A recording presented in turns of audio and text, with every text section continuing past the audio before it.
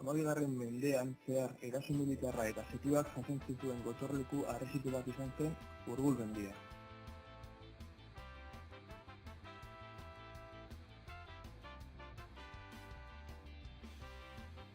Motako gaztelua mendiaren tontorrean kokatuta hamabigarren mendean eraiki zuten. Eta oraindik gaineriak eta defentsarako zuloak inguruan ikusi ditzakegu.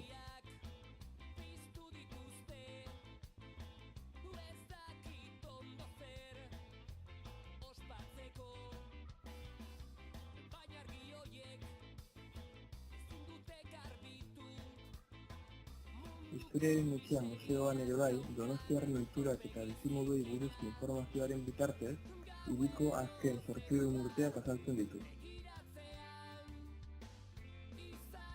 Ingelesen hilerriak mendiaren iparraldeko aldean, Donostiatik ingelesak pasa zirela adierazten du.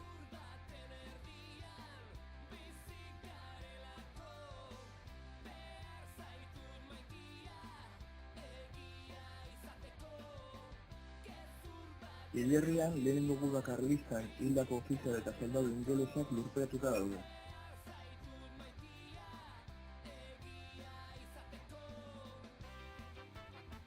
Urgul mendiaren tontorrean ikusi ahal izango dugu Jesusen bihotza, Cristo de la Mota, eskultura.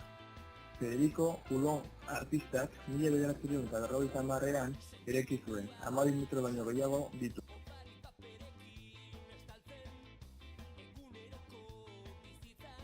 Handik bista paregabeak izango ditugu.